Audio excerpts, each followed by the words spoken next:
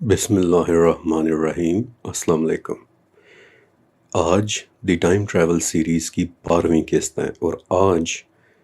بالآخر ہم اس دور میں واپس جانے والے ہیں کہ جب حضرت نوح علیہ السلام کے زمانے کا ایکچول سیلاب آیا تھا،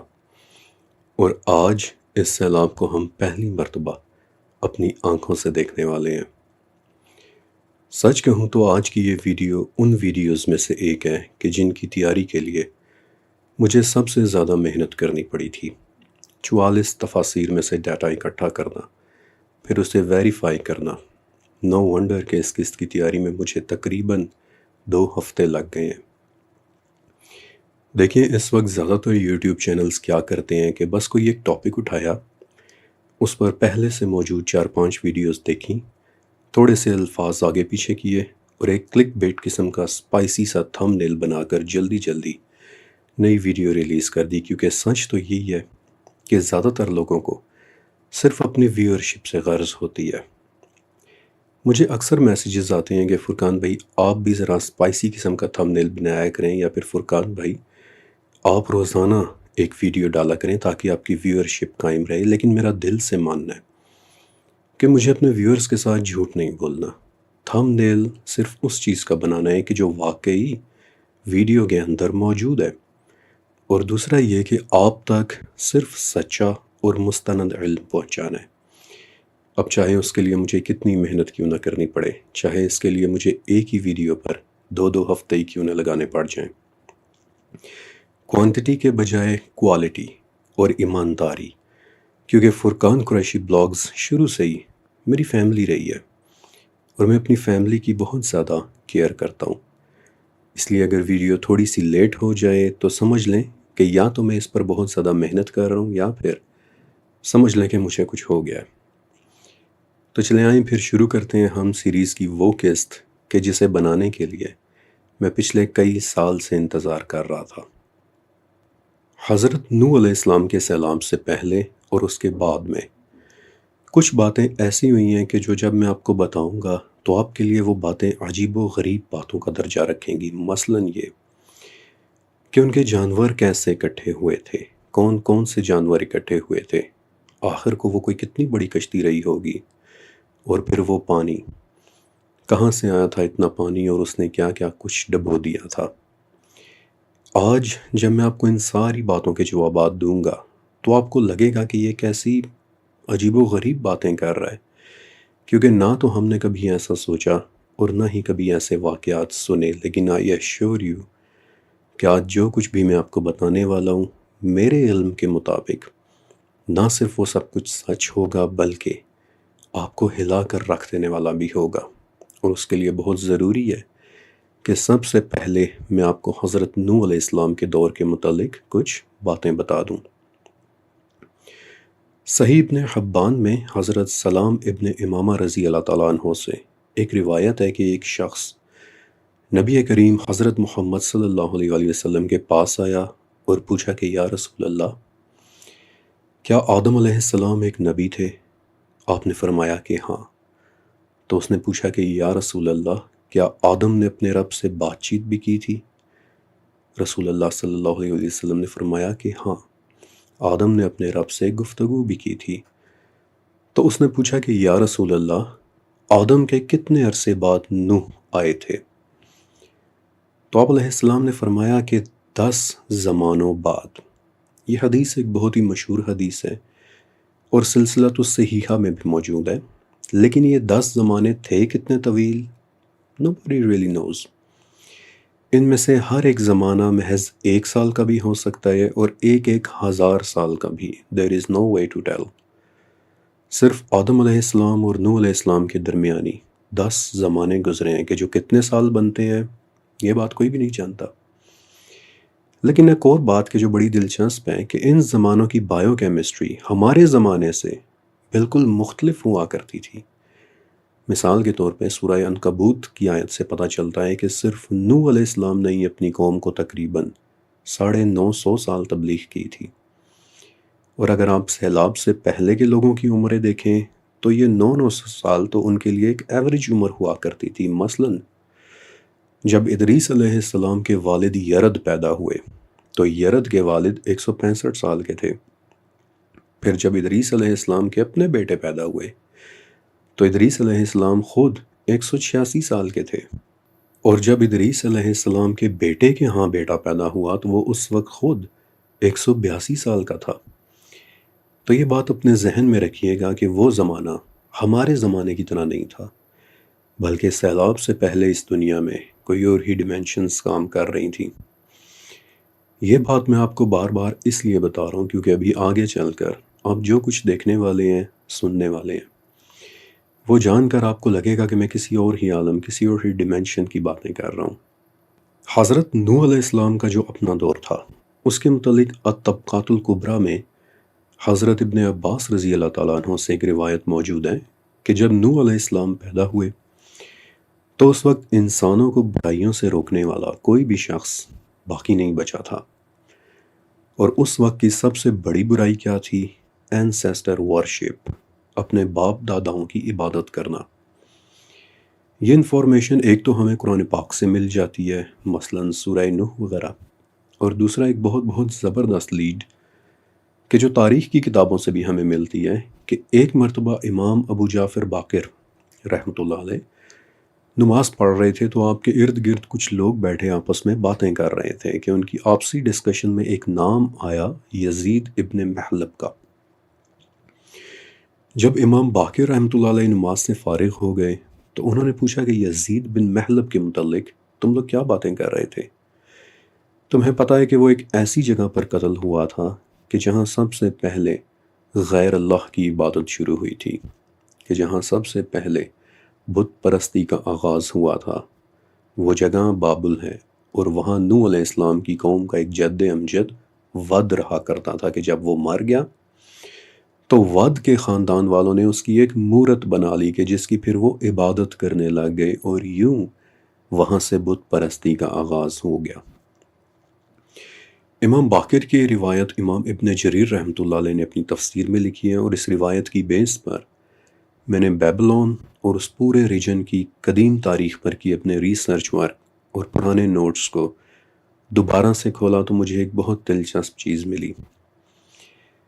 بیبلون سے لے کر جارڈن تک کے درمیانی علاقے میں 35 ہزار سال پرانے ایسے مجسمے ملے ہیں، آل ٹوگیدر 32 مجسمے کہ جن کے دو سر بنے ہوئے ہیں، اور یہ بات بڑی ہی انٹرسٹنگ ہے۔ ان مجسموں کی وہ لوگ عبادت کیا کرتے تھے یہ تو ہمیں پتہ ہے، لیکن سمبالوجی کی زبان میں 2 سر اپنے اندر ایک بہت ہی دلچسپ معنی رکھتے ہیں۔ یہ سر علامتی ہیں، سمبولک ہیں، ایک ریپرزنٹیشن ہے۔ ان میں سے ایک سر تو ریپرزنٹ کرتا ہے کسی ایک فیملی کے جد امجد کو کہ جسے اس کے گھر والے پوجا کرتے تھے، لیکن دوسرا سر ریپرزنٹ کرتا ہے پورے گاؤں کے جد امجد کو کہ جسے سارے مل کر پوجا کرتے تھے۔ یعنی عام الفاظ میں 35 ہزار سال پہلے ہونے والی آباء و اجداد کی عبادت کا ایک نارد ہو سکنے والا ثبوت۔ اب حضرت نوح علیہ السلام کے دور میں آباء و اجداد کی عبادت ہو رہی تھی، یہ ایک بہت بڑی برائی تھی، لیکن اس کے علاوہ ان لوگوں میں ایک برائی اور بھی بہت زیادہ تھی کہ جو ابھی نہیں لیکن آنے والی قسطوں میں انشاءاللہ آپ کے ساتھ ضرور ڈسکس کروں گا، کیونکہ وہ بڑی ہی شاکنگ قسم کی برائی تھی کہ جو نوح علیہ السلام کے دور میں پیدا ہو گئی تھی، اور جس سے پھر زمین کو پاک کرنے کے لیے ایک عظیم سیلاب بھیجا گیا تھا۔ اب نوح علیہ السلام کے دور تک ان لوگوں کو برائیوں سے بچانے والا کوئی بھی باقی نہیں بچا تھا، لہٰذا ابن عباس فرماتے ہیں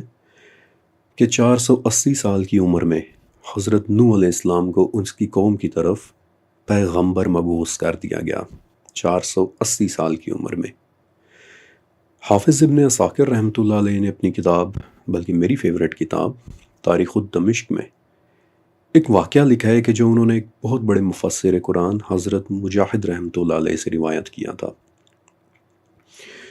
مجاہد کہتے ہیں کہ 480 سال کی عمر میں جب نوح علیہ السلام اپنی قوم میں کھڑے ہو کر تبلیغ کیا کرتے تھے تو وہ لوگ آپ کا بہت مذاق اڑاتے تھے، آپ کو ایذا دیتے تھے، تکلیف دیتے تھے۔ بائی دی ویز یہ بات ہمیں قرآن پاک سے بھی پتہ چل جاتی ہے کہ وہ لوگ نوح علیہ السلام کو جھڑک دیتے تھے۔ تو ایسے ہی ایک موقع پر ایک شخص نے اپنے باپ سے پوچھا، اور اس کی بات سننے والی ہے، کہ جہاں وہ کہتا ہے کہ اے میرے رب، وہ اپنے باپ کو کیا کہہ کر بلا رہا ہے؟ اے میرے رب۔ کیوں؟ کیونکہ وہ اینسیسٹر ورشپ میں مبتلا لوگ ہیں، اپنے باپ داداؤں کو اپنا معبود مانتے ہیں۔ کہتا ہے کہ اے میرے رب۔ یہ کون بوڑھا آدمی ہے کہ جو ہر دن زور زور سے آوازیں لگاتا ہے اور تھکتا نہیں ہے؟ تو اس کے باپ نے جواب دیا کہ مجھے میرے باپ نے بتایا تھا کہ جس نے اپنے دادا سے سنا تھا کہ یہ بوڑھا جب سے ہے تب سے اسی کام پر مامور ہے۔ اور اپنے باپ کی یہ بات سن کر اس شخص نے نوح علیہ السلام کی طرف ایک پتھر پھینکا کہ جس سے آپ کو چوٹ بھی لگ گئی۔ اور پھر حضرت نوح علیہ السلام نے وہ دعا کی کہ جو ہمیں سورہ قمر سے پتہ چل جاتی ہے کہ اے میرے رب، اب میں بے بس ہو گیا ہوں، لہٰذا تو ہی میری مدد فرما۔ اور یہاں سے آگے پھر ان لوگوں پر سیلاب کا عذاب ثابت ہو گیا۔ اور اس سیلاب کا آغاز کیسے ہوا؟ نوح علیہ السلام کی طرف آئی اللہ تعالیٰ کی ایک وحی سے۔ اس وحی کا ذکر سورہ ہود میں ہے کہ ہم نے نوح کی طرف وحی کی کہ اے نوح، آپ کی قوم میں سے جس نے ایمان لانا تھا بس اب وہ ایمان لا چکا، ان کے علاوہ اب کسی اور نے ایمان نہیں لانا، لہٰذا آپ ان کی باتوں پر غمگین نہ ہوں، اور اب ہماری وحی سے ہماری آنکھوں کے سامنے ایک کشتی تیار کریں۔ اور یہاں سے اب میں ڈائریکٹ کر رہا ہوں اس ٹاپک کو سیدھا حضرت نوح علیہ السلام کی اس عظیم کشتی کی طرف۔ حضرت عبداللہ ابن عباس رضی اللہ تعالیٰ عنہ سے ایک واقعہ مروی ہے کہ ایک مرتبہ حضرت عیسیٰ علیہ السلام کے حواریوں نے ان سے ایک درخواست کی کہ یا عیسیٰ ابن مریم، کیا ہی اچھا ہو کہ اگر آپ ہمارے لیے کسی ایسے آدمی کو زندہ کر دیں کہ جو ہمیں نوح علیہ السلام کی کشتی کے متعلق تفصیل کے ساتھ بتائے۔ اور یہ بات قرآن پاک کے ذریعے ہم سب جانتے ہیں کہ عیسیٰ علیہ السلام کو اللہ تعالیٰ نے مردے زندہ کرنے کا معجزہ دے رکھا تھا۔ چنانچہ عیسیٰ علیہ السلام نے ان کی درخواست قبول کر لی اور انہیں لے کر یروشلم سے باہر مٹی کے ایک ٹیلے کی طرف آئے، یعنی کہ مٹی کا ایک تودا، ایک چھوٹا سا ڈھیر۔ وہاں سے ایک مٹھی مٹی اٹھائی اور کہنے لگے کہ کیا تم لوگ جانتے ہو کہ یہ مٹی کس کی ہے؟ حواریوں نے کہا کہ نہیں، اللہ اور اس کا رسول بہتر جانتے ہیں۔ تو عیسیٰ علیہ السلام نے جواب دیا کہ یہ مٹی نوح علیہ السلام کے بیٹے حام کی قبر کی مٹی ہے۔ اس واقعے کی کچھ روایات میں یہ بھی ذکر ملتا ہے کہ وہ حام نہیں بلکہ حام کے بیٹے کعب کی قبر کی مٹی تھی۔ بہرحال عیسیٰ علیہ السلام نے اس مٹی میں اپنی لاٹھی رکھی اور اونچی آواز سے بولے قم باذن اللہ، یعنی اللہ کے حکم سے اٹھ کھڑا ہو۔ اور ابن عباس کہتے ہیں کہ اسی وقت دیکھتے ہی دیکھتے سفید بالوں والا ایک انتہائی بوڑھا آدمی اپنے بالوں سے مٹی جھاڑتا ہوا اس تودے کے گڑھے سے باہر نکل آیا اور پوچھنے لگا کہ کیا قیامت آ گئی ہے؟ حضرت عیسیٰ علیہ السلام نے اسے کہا کہ نہیں، لیکن کیا تم اپنی موت کے وقت اسی طرح ضعیف ہو کر مرے تھے؟ تو اس نے کہا کہ نہیں، مرا تو میں ایک چھوٹی عمر میں ہی تھا، لیکن مجھے لگا کہ آج قیامت آ گئی ہے اور اس خوف سے میرے بال مکمل سفید ہو گئے ہیں۔ اس بوڑھے کی اس بات کو سورہ مزمل کی یہ آیت اوتھینٹیکیٹ کرتی ہے کہ قیامت کا دن بچوں کو بوڑھا کر دے گا۔ پھر عیسیٰ علیہ السلام نے اسے کہا کہ ہمیں اپنے دادا کی کشتی کے متعلق بتاؤ، اور دادا کے الفاظ سے لگتا ہے کہ واقعی یہ قبر پھر شاید حام کے بیٹے کعب ہی کی قبر ہوگی۔ بہرحال اس کے بعد پھر بڑی ہی تفصیل کے ساتھ اس بوڑھے نے نوح علیہ السلام کی کشتی کے متعلق بتایا کہ جس سے ہمیں بڑی ہی نایاب معلومات ملتی ہیں اور کہ جو ابھی میں آپ کے ساتھ شیئر کروں گا بھی۔ لیکن جب وہ یہ ساری انفارمیشن دے چکا تو حواریوں کے منہ حیرت کے مارے کھلے کے کھلے رہ گئے تھے، اور انہوں نے عیسیٰ علیہ السلام سے درخواست کی کہ یسوع، اگر آپ اجازت دیں تو ہم اسے اپنے گھر لے جائیں تاکہ ہم اس سے اور باتیں بھی پوچھ لیں۔ لیکن عیسیٰ علیہ السلام نے کہا کہ نہیں، بھلا یہ تمہارے ساتھ کیسے رہ سکتا ہے کہ جب دنیا سے اس کا رزق ہی اٹھ چکا ہے؟ تو پھر آپ نے اسے، یعنی کہ حام کو یا پھر حام کے بیٹے کعب کو، whoever he was،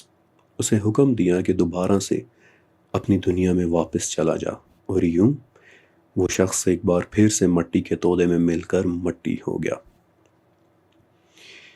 اب نوح علیہ السلام کی کشتی کے متعلق جو انفارمیشن میں آپ کو دینے والا ہوں اس میں سے کچھ انفارمیشن اسی بوڑھے حام یا پھر قاب سے ملی ہوئی ہے، اس کے علاوہ کچھ انفارمیشن الطبقات القبریٰ سے لی گئی ہے، اور باقی کی تمام انفارمیشن میں نے بڑی ہی محنت کے ساتھ 44 تفاسیر کے مختلف مقامات سے اکٹھی کی ہے، یعنی کل ملا کر شاید 50 سے زیادہ کتابیں،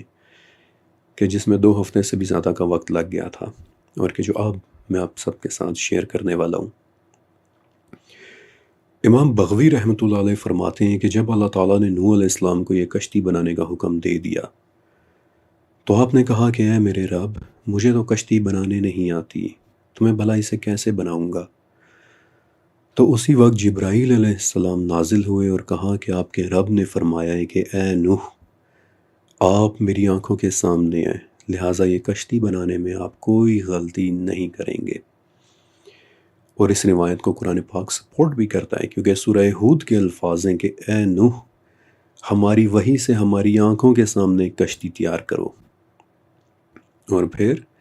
اس وحی کے بعد نوح علیہ السلام نے کشتی بنانے کا باقاعدہ آغاز کیا تھا۔ امام قرطبی رحمۃ اللہ علیہ انہوں نے قرآن پاک کی ایک بہت بڑی تفسیر لکھی ہے، اور وہ بتاتے ہیں کہ نوح علیہ السلام کو یہ کشتی بنانے کے لیے ساگوان کی لکڑی چاہیے تھی۔ امام ابن اسحاق رحمۃ اللہ علیہ اور سفیان ثوری رحمۃ اللہ علیہ بھی یہی انفارمیشن دیتے ہیں کہ وہ کشتی ساگوان کی لکڑی سے بنائی گئی تھی۔ اور آپ کی انفارمیشن کے لیے بتا دیتا ہوں کہ ساگوان کو انگلش میں ٹیک کہتے ہیں، اور اس کی لکڑی سے کچھ اس طرح کی کنسٹرکشن ہوتی ہے۔ بڑی محنت سے میں نے آپ کی خاطر میاں مار سے ایک پل کی تصویر ڈھونڈی ہے، کہ جس میں آپ ساگوان کی لکڑی سے بنا ایک پل دیکھ سکتے ہیں۔ ساگوان کا درخت کافی لمبا اور کافی مضبوط ہوتا ہے، اور اس مقصد کے لیے باقاعدہ اس کی انڈسٹریل لیول پر کاشت بھی کی جاتی ہے تاکہ اس سے کنسٹرکشن گریڈ کی لکڑی حاصل کی جا سکے۔ اور بعض روایات سے پتہ چلتا ہے کہ نوح علیہ السلام نے ساگوان کے درخت کی باقاعدہ کاشت بھی کی تھی، اور پورا ایک جنگل اگایا تھا کہ جسے میچور ہونے میں پھر 100 سال لگ گئے تھے، اور بعد میں جس سے پھر انہوں نے اتنی زیادہ کوانٹٹی میں لکڑی حاصل کی تھی۔ اب اس کشتی کی ڈیمینشنز کیا تھیں؟ دیکھیں، ایگزیکٹ لمبائی اور چوڑائی تو شاید ہمیں کبھی معلوم نہ ہو سکے۔ اس زمانے میں کیوبٹس اور سپینز کے یونٹس چلتے تھے، جبکہ ہم آج میٹرز اور فیٹ میں میجر کرتے ہیں، اور پھر کیوبٹس بھی ہر زمانے میں مختلف رہے ہیں، بدلتے رہے ہیں، لیکن اتنا ضرور پتہ چل جاتا ہے، بلکہ ابن عباس رضی اللہ تعالیٰ عنہ سے ہی پتہ چل جاتا ہے کہ وہ کشتی تقریباً 1200 گز لمبی، 600 گز چوڑی اور 30 گز اونچی تھی۔ لمبائی اور چوڑائی میں تو ڈیمینشنز تھوڑے فرق کے ساتھ بتائی گئی ہیں، لیکن اونچائی کے متعلق تمام صحابہ اور تمام تابعین ایک ہی بات کہتے ہیں کہ وہ کشتی 30 گز اونچی تھی، اور زندہ ہونے والے اس بوڑھے نے بھی یہی بتایا تھا، اور اس نے یہ بھی بتایا تھا کہ یہ کشتی 3 سٹوریز میں بنی ہوئی تھی، یعنی کہ اس کے 3 کمپارٹمنٹس یا 3 درجات یا پھر 3 لیولز تھے، جن میں سے سب سے نچلے پورشن میں درندوں اور جنگلی جانوروں نے رہنا تھا، درمیان والے پورشن میں انسانوں نے رہنا تھا، اور سب سے اوپر والے پورشن میں پھر پرندوں اور ان کے ساتھ ان جانوروں نے رہنا تھا کہ جو گھاس کھاتے ہیں۔ اور اس کشتی کا فرنٹ کسی پرندے کے سینے کی طرح ابھرا ہوا تھا تاکہ پانی کی لہروں کو بہترین طریقے سے کاؤنٹر کر سکے۔ اچھا، اب تفسیر ماجدی اور توریت کی سب سے بڑی اور سب سے پرانی تفسیر مدراش سے پتہ چلتا ہے کہ نوح علیہ السلام نے کشتی کے اندر اور باہر کسی قسم کا لیپ بھی لگایا تھا، یعنی لکڑی پر کسی قسم کی کوٹنگ بھی کی تھی، which could be anything similar to epoxy maybe، تاکہ پانی کشتی کے اندر داخل نہ ہو سکے، اور وہ کوٹنگ یعنی ایپاکسی کسی قسم کا ایک واٹر بیریئر بنا دے۔ اور اس کشتی میں ٹوٹل 4 جگہیں تھیں کہ جہاں سے داخل ہوا جا سکتا تھا، 3 کھڑکیاں اور 1 دروازہ کہ جو ڈھکن کی طرح بند ہو جاتا تھا۔ لیکن پھر کچھ روایات سے یہ بھی پتہ چلتا ہے کہ ان کے علاوہ بھی کھڑکیاں اور دروازے تھے کہ جو بند ہو جایا کرتے تھے۔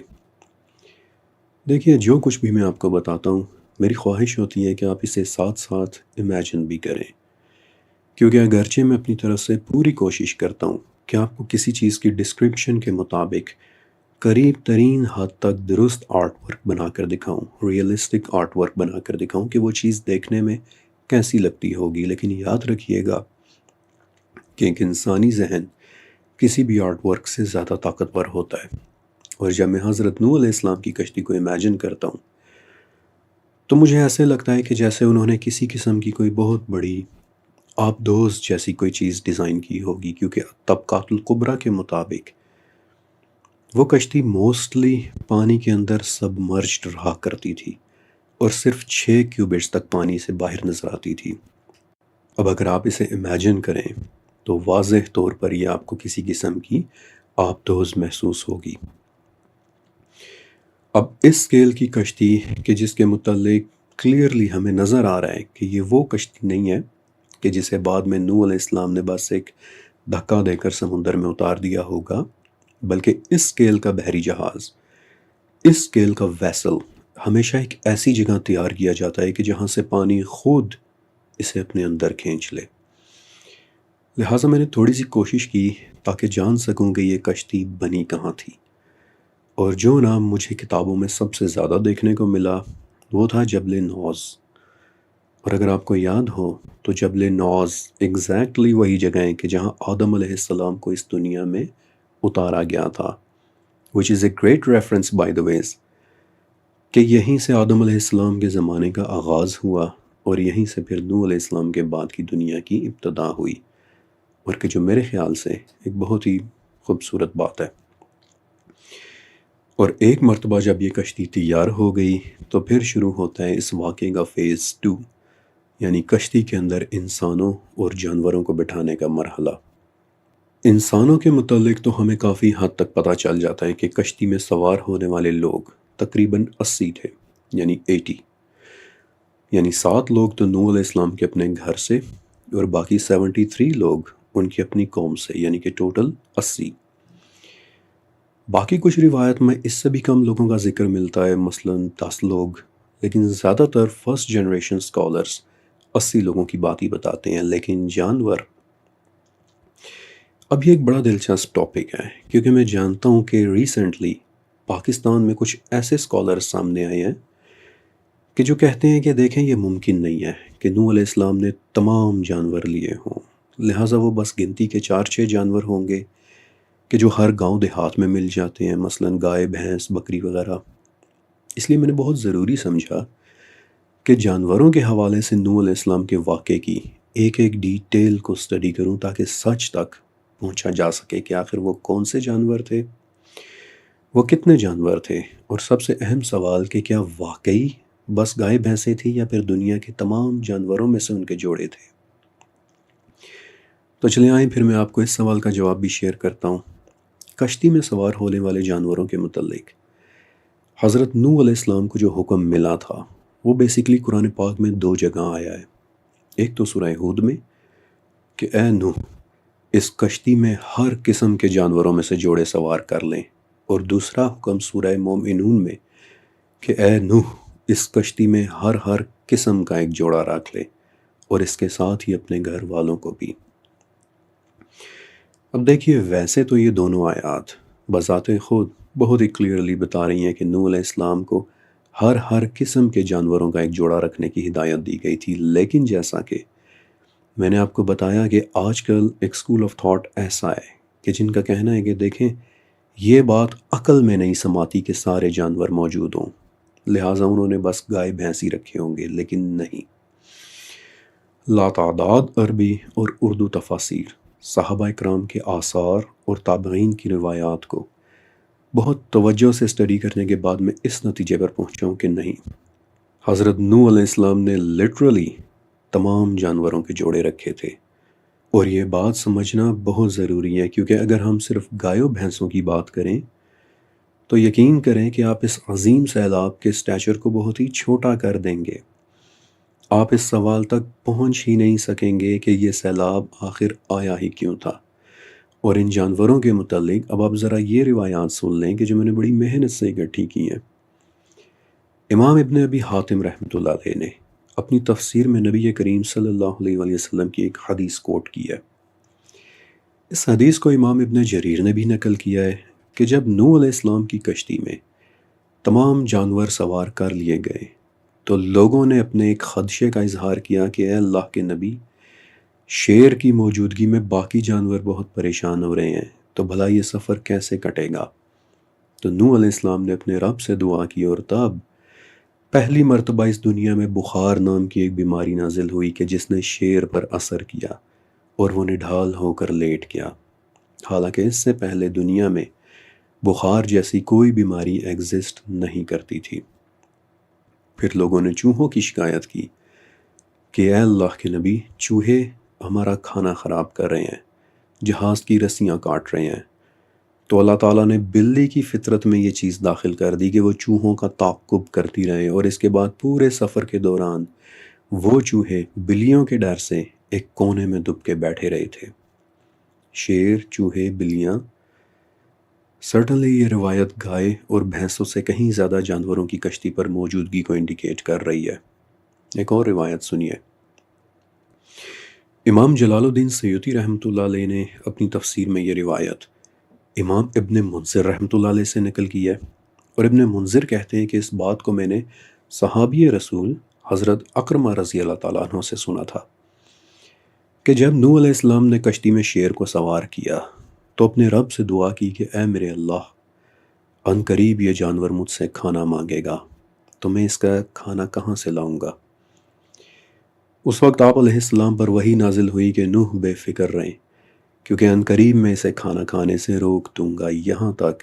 کہ پھر شیر پر بخار طاری ہو گیا، اور ایک پوائنٹ ایسا آیا کہ اس کے سامنے سے دمبا بھی گزر کر نکل گیا تو اس نے محض ایک نظر دمبے کو دیکھا اور پھر دوبارہ سو گیا تھا۔ پھر امام جلال الدین سیوطی رحمۃ اللہ علیہ سے ایک اور روایت بھی ملتی ہے، اور بائی دا وے پچھلی قسطوں کے اندر میں نے آپ کو بتایا بھی تھا کہ جلال الدین سیوطی کس کیلیبر کے اسکالر تھے۔ انہیں دنیا ابن القطب کے نام سے جانتی ہے، یعنی کتابوں کا بیٹا، اور ان کی اکٹھی کی ہوئی روایات سے پتہ چلتا ہے کہ سانپ اور بچھو جب انہیں کشتی میں سوار کرنے کا وقت آیا تو نوح علیہ السلام ان کے متعلق سوچ میں پڑ گئے اور کہا کہ تم لوگ تو نقصان اور مصیبت کا باعث ہو، لہٰذا تمہیں میں کشتی میں کیسے داخل کر لوں؟ تو آپ کو حکم ہوا کہ انہیں داخل کر لیں، یہ کسی کو نقصان نہیں پہنچائیں گے۔ اور اس وقت سانپ اور بچھو نے کشتی میں چڑھتے ہوئے اللہ کی تسبیح اور نوح علیہ السلام کے متعلق یہ بات بیان کی کہ سلام علی نوح فی العالمین، کہ نوح پر تمام جہانوں میں سلامتی ہو، کہ جو بائی دا وے قرآن پاک کی ایک آیت بھی ہے۔ اور میں آپ کو مزے کی ایک بات بتاؤں، اس حوالے سے حافظ ابن عساکر رحمۃ اللہ علیہ اپنی کتاب تاریخ دمشق میں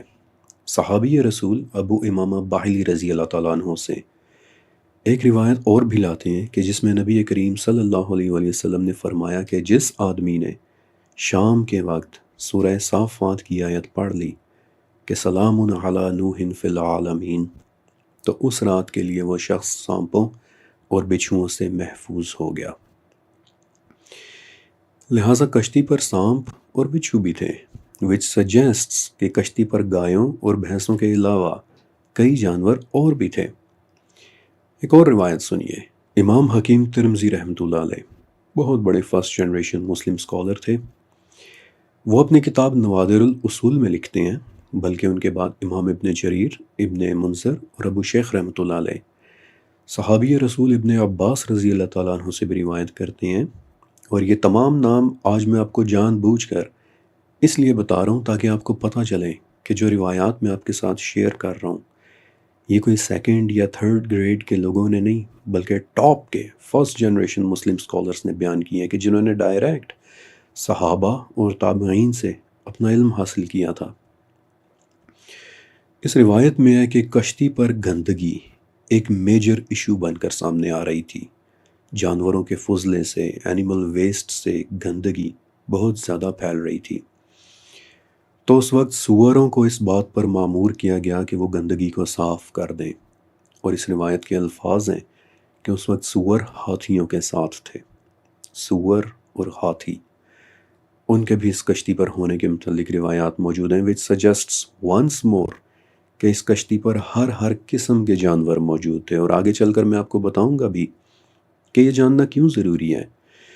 کیونکہ ایک مرتبہ آپ کو اندازہ ہو گیا کہ اس کشتی پر واقعی تمام جانور موجود تھے تو آپ کے لیے لوکل کے بجائے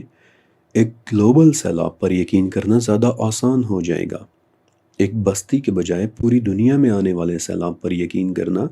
زیادہ آسان ہو جائے گا، اور پوری دنیا کو ڈبو دینے کی کیا وجہ تھی؟ اس کے لیے انشاءاللہ بالکل علیحدہ سے ایک اور سیشن ہوگا، شاید اگلی یا پھر اس سے اگلی قسط میں۔ جانوروں کے متعلق ایک اور روایت کہ جو وہب ابن منبہ رحمۃ اللہ علیہ سے مروی ہے، اور میرے علم کے مطابق وہب ابن منبہ وہ واحد تابعی اسکالر ہیں کہ جن کے پاس 92 آسمانی کتابوں کا علم موجود تھا۔ وہب کہتے ہیں کہ جانوروں کے حوالے سے حضرت نوح علیہ السلام نے سوال کیا کہ اے میرے رب، بھیڑ اور بھیڑیے کو ایک ساتھ کیسے سوار کروں؟ اے میرے رب، کبوتر اور بلی ایک ساتھ کیسے رہیں گے؟ تو اللہ تعالیٰ نے وحی نازل کی کہ اے نوح، ان کے درمیان دشمنی ڈالنے والا کون تھا؟ ان کی فطرتوں کو ڈیزائن کرنے والا کون تھا؟ تو نوح علیہ السلام نے عرض کیا کہ اے میرے رب، بے شک آپ۔ تو اللہ تعالیٰ نے فرمایا کہ اگر میں ان کے درمیان عداوت ڈال سکتا ہوں تو ان کے مابین محبت پیدا کرنا بھی میرے لیے مشکل نہیں ہے، یہاں تک کہ یہ ایک دوسرے کو کوئی نقصان نہیں پہنچائیں گے۔ یہ روایت ڈائریکٹ وہب ابن منبہ رحمۃ اللہ علیہ سے ہم تک پہنچتی ہے۔ پھر ابن عباس کا ایک اور قول کہ جہاں آپ رضی اللہ تعالیٰ عنہ فرماتے ہیں کہ سب سے پہلے نوح علیہ السلام نے کشتی میں چیونٹی کی اس نسل کو داخل کیا تھا کہ جو سب سے چھوٹی ہوتی ہے، اور سب سے آخر میں گدھوں کے ایک جوڑے کو۔ لیکن جب گدھا داخل ہونے لگا تو اس وقت ابلیس اس کی دم کے ساتھ لٹک گیا،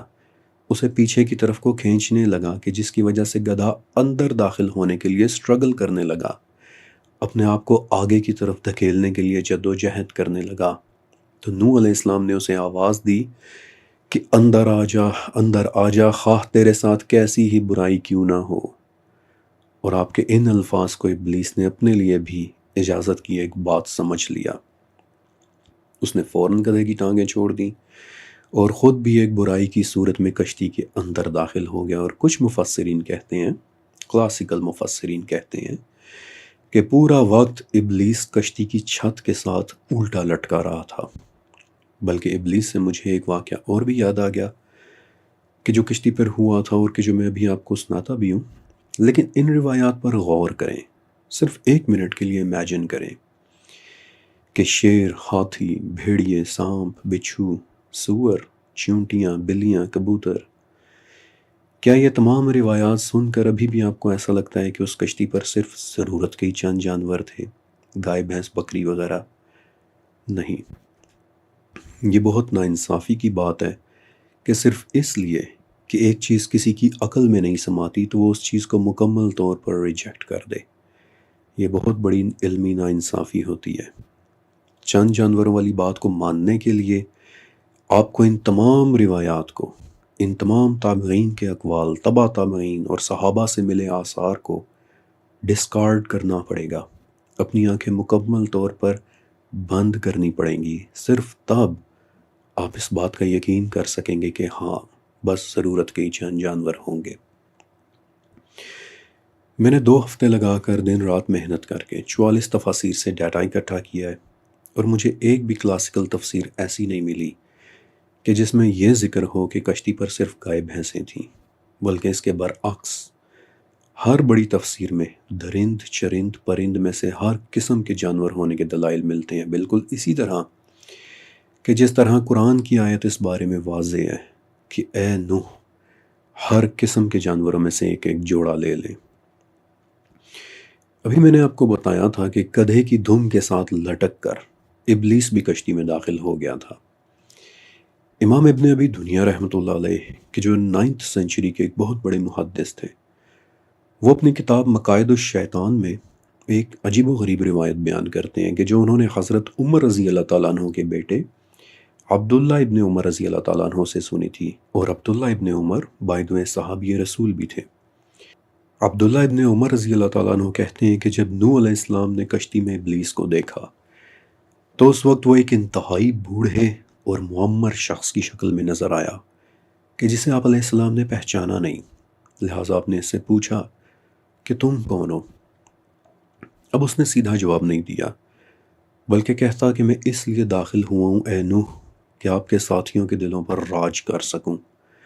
اور یہ کام میں 5 چیزوں کے ساتھ کرتا ہوں کہ جن میں سے 3 چیزیں میں آپ کو بتا سکتا ہوں، لیکن 2 چیزیں میں آپ کو کبھی نہیں بتاؤں گا۔ اور اسی وقت عبداللہ ابن عمر کہتے ہیں کہ اسی وقت نوح علیہ السلام پر وحی نازل ہوئی کہ اے نوح، جو چیزیں یہ بتانا چاہتا ہے وہ جاننے کی آپ کو ضرورت نہیں ہے، اور جو باتیں یہ چھپانا چاہتا ہے ان کے متعلق آپ کو جان لینا چاہیے، لہٰذا اسے حکم دیں کہ وہ 2 چیزیں آپ کو فوراً بتا دے۔ اور نوح علیہ السلام نے ایسا ہی کیا۔ اب آپ علیہ السلام کے حکم سے ابلیس پر نہ جانے کیا اثر ہوا کہ وہ بے ساختہ بول پڑا کہ حس اور حرص، اے نوح یہ وہ 2 چیزیں ہیں، حس اور حرص، یعنی انسان کی جسمانی ضرورت اور قیمتی چیزوں کا لالچ۔ یہ میرے وہ 2 ہتھیار ہیں کہ جن سے میں انسان کے دلوں پر راج کرتا ہوں۔ اپنے ریسرچ ورک کے دوران میں نے یہ واقعہ پڑھا تھا، اور اگرچہ یہ واقعہ ہمارے ٹاپک سے ڈائریکٹلی اتنا ریلیونٹ نہیں ہے، لیکن پھر بھی مجھے لگا کہ مجھے اسے آپ سب کے ساتھ ضرور شیئر کرنا چاہیے تاکہ ہم اس سے بچنے کی کوشش کریں، لہٰذا اللہ مستعان۔ لیکن جو چیز میں واقعی آپ کے ساتھ شیئر کرنا چاہتا ہوں وہ یہ ہے کہ نوح علیہ السلام نے اپنی کشتی پر ان تمام جانوروں کو آخر اکٹھا کیسے کیا تھا۔ اس سوال کا جواب امام بغوی رحمۃ اللہ علیہ اور جلال الدین سیوطی رحمۃ اللہ علیہ سے مل جاتا ہے کہ جب نوح علیہ السلام نے تمام انسانوں کو کشتی میں سوار کر لیا تو اللہ تعالیٰ سے دعا مانگی کہ اے میرے رب، انسانوں کو تو میں نے سوار کر لیا ہے، لیکن وحشی جانوروں، چوپایوں، درندوں اور پرندوں کو میں جنگل سے یہاں کیسے لا کر سوار کروں؟ تو اس وقت اللہ تعالیٰ نے آپ پر وحی کی کہ اے نوح، یہ میری ذمہ داری ہے، میں انہیں آپ کے سامنے جمع کروں گا، یہاں تک کہ پھر جبرائیل علیہ السلام آئے اور انہوں نے نوح علیہ السلام کی آنکھوں کے سامنے ایک ایسا دروازہ کھول دیا کہ نوح علیہ السلام کو ہر ایک جانور دکھائی دینے لگا، حتیٰ کہ آپ اپنے دونوں ہاتھ آگے بڑھاتے اور نیچرلی آپ کے سیدھے ہاتھ میں میل جانور اور الٹے ہاتھ میں اسی کی فیمیل جانور آ جاتے اور انہیں کھینچ کھینچ کر نوح علیہ السلام اپنی کشتی کے دروازے پر رکھتے چلے جاتے۔ ایگزیکٹلی یہی روایت حافظ ابن عساکر رحمۃ اللہ علیہ نے اپنی کتاب تاریخ دمشق میں امام زہری رحمۃ اللہ علیہ سے بھی نقل کی ہے، اور یہی تشریح ہمیں جلال الدین سیوطی سے بھی مل جاتی ہے۔ کسی قسم کے دروازے سے نوح علیہ السلام خود اس بارے میں انسرٹن تھے کہ وہ جانوروں کو کیسے اکٹھا کریں گے، لیکن اللہ تعالیٰ نے فرما دیا کہ آپ اس بارے میں فکر مند نہ ہوں، کیونکہ جانوروں کو اکٹھا کرنا میری ذمہ داری ہے۔ اور کسی قسم کا دروازہ، جبرائیل علیہ السلام نے نوح علیہ السلام کے سامنے کسی قسم کا دروازہ کھول دیا کہ جہاں سے آپ کو ہر ایک جانور دکھائی دینے لگا، کہ جہاں سے آپ اپنے دونوں ہاتھوں سے نکال نکال کر انہیں کشتی میں سوار کر رہے تھے۔ اور اس دروازے کے لیے ہم کیا لفظ استعمال کرتے ہیں؟ میرے خیال سے تو اب مجھے یہ بتانے کی ضرورت بھی نہیں ہے، کیونکہ ان دروازوں پر تو میں پوری ایک سیریز بنا چکا ہوں، حیرت کے دروازے۔ آپ کو پتہ ہے کہ حضرت علی ابن ابی طالب رضی اللہ تعالیٰ عنہ سے اسحاق ابن بشر رحمۃ اللہ علیہ، اور پھر اسحاق ابن بشر سے ابن عساکر رحمۃ اللہ علیہ نے کیا روایت لی ہے؟ علی ابن ابی طالب رضی اللہ تعالیٰ عنہ کہتے ہیں کہ نوح علیہ السلام نے کشتی پر تمام درختوں کی نسلیں بھی سوار کی تھیں۔ ان درختوں کے حوالے سے ابو شیخ نے جعفر بن محمد رحمۃ اللہ علیہ سے بالخصوص عجوا کھجور اور بادام کے درخت کی روایت کو بھی منشن کیا ہے کہ نوح علیہ السلام نے اسے بھی اپنی کشتی میں سوار کیا تھا۔ میں آپ کو کاؤنٹ لیس واقعات اور بھی سنا سکتا ہوں، یہاں تک کہ شیر کے نوح علیہ السلام کو زخمی کر دینے تک کے واقعات بھی موجود ہیں، کہ کیسے آپ کے پاؤں سے شیر کے پنجے کو ٹھوکر لگ گئی تھی تو اس نے آپ کی پنڈلی پر خراشیں ڈال دی تھیں، اور نوح علیہ السلام ساری رات تکلیف سے جاگتے رہے تھے۔ اور یہ کہیں سے بھی اسرائیلیات کے واقعات نہیں ہیں، بلکہ یہ فرسٹ جنریشن مسلم اسکالرز کے بیان کیے ہوئے واقعات ہیں کہ جو قدیم اور نادر کتابوں میں لکھے ہوئے مل جاتے ہیں۔ اور میرے پاس یہ واقعات تعداد میں اس قدر موجود ہیں کہ اگر میں انہیں بیان کرنا شروع کروں تو شاید مزید 2 قسطیں تو صرف نوح علیہ السلام کی کشتی پر موجود اسپیسیمنز کے متعلق ہی بن جائیں گی۔ لیکن دو باتیں اور بھی ہیں کہ جو میں آپ کے ساتھ شیئر کرنا ضروری سمجھتا ہوں کہ امام جوہر رحمۃ اللہ علیہ اور امام مقابل رحمۃ اللہ علیہ ابن عباس سے ایک اور روایت بیان کرتے ہیں کہ نوح علیہ السلام کی کشتی پر موجود سب سے حیرت انگیز چیزوں میں دو چیزیں، دو نگینے بھی تھے، دو پتھر، کسی قسم کے دو جیم سٹونز کہ جن میں سے ایک کا رنگ کالا تھا اور دوسرے کا رنگ سفید تھا، اور دونوں کے رنگ بدلتے رہتے تھے۔ جب صبح ہوتی تو سفید والا پتھر بالکل سفید ہو جاتا، نیون وائٹ کلر کا، اور جب رات ہوتی تو کالے والا پتھر بالکل کالا ہو جاتا، جیٹ بلیک کلر کا۔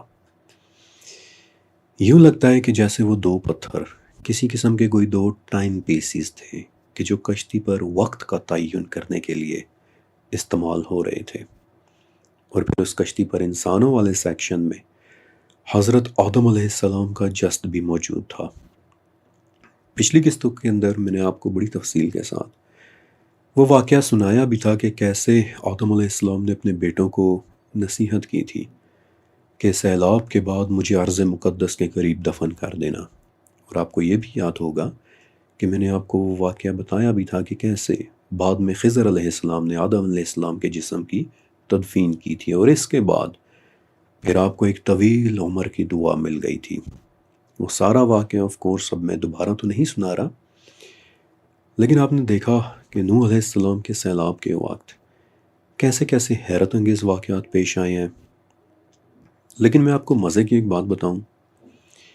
کہ آج تو صرف ایک شروعات تھی۔ ابھی تو میں نے آپ کو وہ سیلاب دکھانا بھی ہے کہ جب سیلاب اٹ سیلف شروع ہوا تو اس وقت اس کشتی کے ساتھ کیا کیا کچھ پیش آیا تھا۔